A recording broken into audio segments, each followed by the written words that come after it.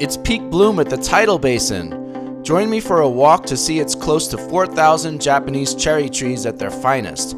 Every year, the trees blossom for only a few days, and today they are ours.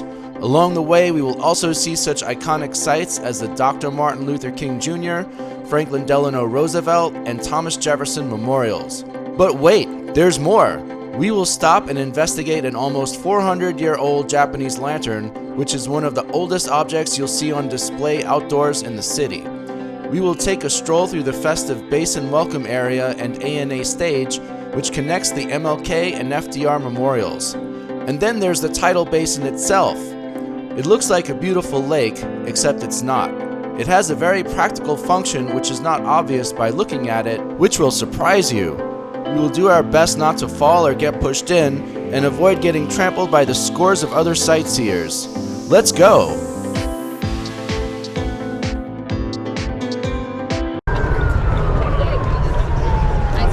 So the whole history of the cherry blossoms in DC goes back to the late 1800s. So there was a woman called Eliza Sidmore, and she was something of a socialite, very well-to-do, and her brother was a diplomat in Japan, and she had done a lot of world traveling. And when she got to Japan, she saw all of these cherry trees and was blown away. And she said, we need to get these in DC. So she came back to DC and she started talking to people in government, people in high places, because she was very well connected. And she basically just got shot down all the time. Everybody just rejected the idea. They're like, no, we're not going to do that. The end. So, about 25 years pass. Finally, 1906, somebody pays attention. I think he was the head of the Department of the Interior or something like that. And he was like, this sounds great. Let's order about 100 trees and see if they take root and can survive in this climate. So they did that. They ordered about 100 trees and they did really well. So then they said, maybe about 2 years later, let's order a couple hundred more trees. And they ordered about 300 more trees. And again, they did really well. Meanwhile, there was a chemist, a famous chemist who was here in DC for some reason. And I think he was had a lot to do with the discovery of adrenaline. But anyway, he heard about this whole thing and he said, let's get on board with donating a bunch of trees from Japan to the US. And he got together with the mayor of Tokyo, and soon enough, Tokyo donated about 2,000 trees to the US as a sign of friendship.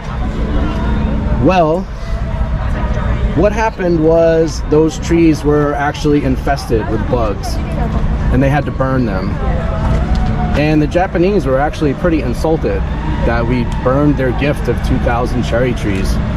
But they did eventually get over it, and they sent over another gift of 3,000 cherry trees. And those did just fine. And these trees that we see here are the descendants of those trees.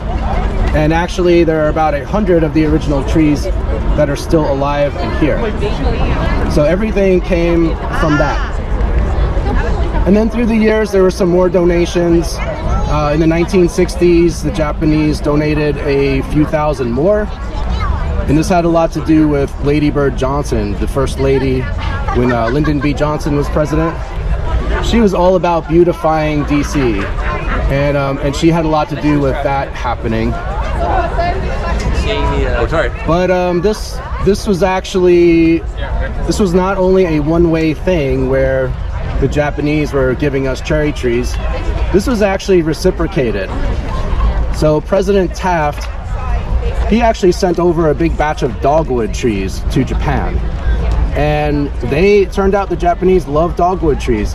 Now, they don't have festivals like this to honor the dogwood trees. They don't have this whole kind of thing going on, but they do use them to beautify their highway system. So they are big fans of dogwoods. They gave us cherry trees with these blossoms. We gave them dogwoods. So there may have been a lot of bad history with Japan during World War II, but there's also some pretty good stuff going on with all of these trees.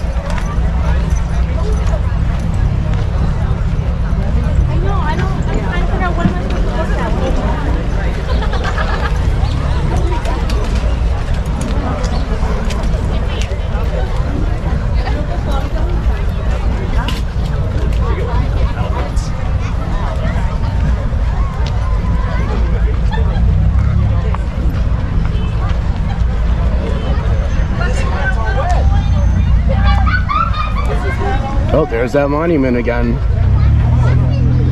It's always around.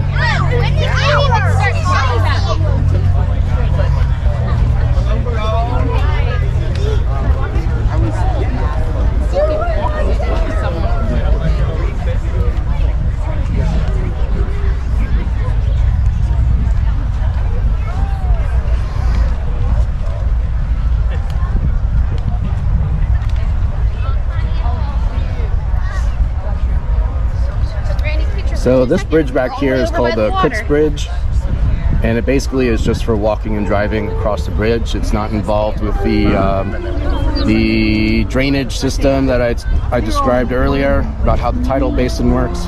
We are now going to walk across the Kutz Bridge right here and see what's on the other side.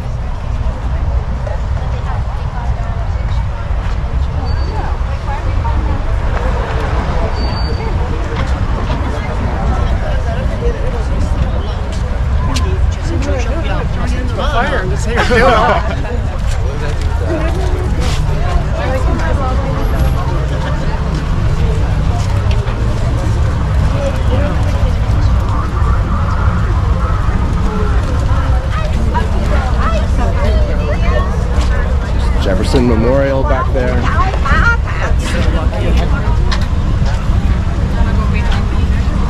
They never wanted to live in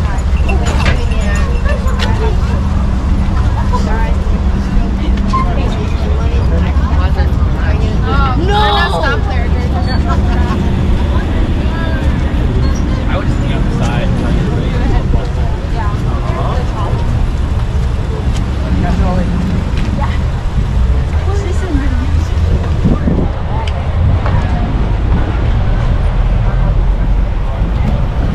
And there's the famous Old Town Trolley.